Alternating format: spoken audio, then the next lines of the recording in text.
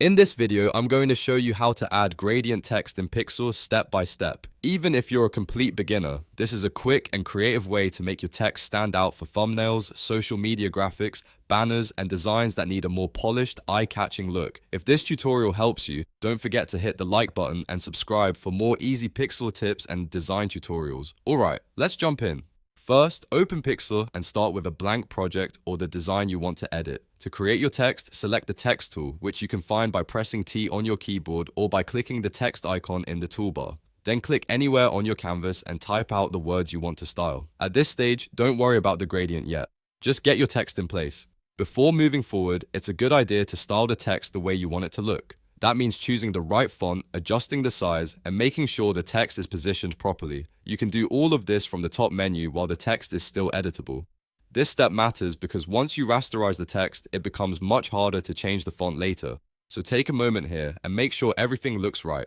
Pick a font that matches your design, set the size so it fits your canvas, and if needed, adjust the spacing and placement. Once you're happy with it, you can move to the next step. Now you need to rasterize the text layer. This is important because gradient editing in this method works best on pixels rather than editable text. To do that, go to the layer panel on the right-hand side, find your text layer, right-click it, and choose Rasterize Text or Rasterize Element, depending on the version of Pixlr you're using. This converts the text into a form that Pixlr can apply effects to more easily. After rasterizing, the next step is to select the pixels of your text so the gradient only affects the letters and not the entire canvas. Go to the top menu, click Select, and then choose Select Pixels. This will outline your text automatically.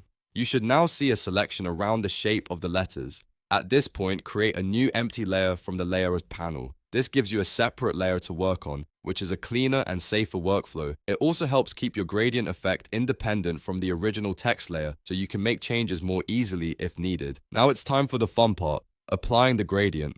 Select the gradient tool, which you can find by pressing G on your keyboard or by choosing it from the left toolbar. Once the tool is active, look at the color bar at the top. Here, you can customize your gradient colors manually or choose one of the preset gradient options if you want a quick style. If you want a custom look, click the color bar and choose the colors you want for your text. You can make it bold and vibrant, soft and modern, or even match your branding colors. The key is to pick colors that work well together and create a smooth transition. When you're ready, click and drag your mouse across the selected text to apply the gradient. The direction of your drag controls the direction of the color flow, so try different angles if you want a different result. If it doesn't look right the first time, don't worry. You can simply undo and try again until the gradient looks exactly the way you want. Once the gradient has been applied, your text should now have a clean and colorful transition effect. The final step is to deselect the text area. Press Ctrl and D on your keyboard to remove the selection lines around your gradient text. This gives you a clean preview of the finished design without the outline showing. And that's it.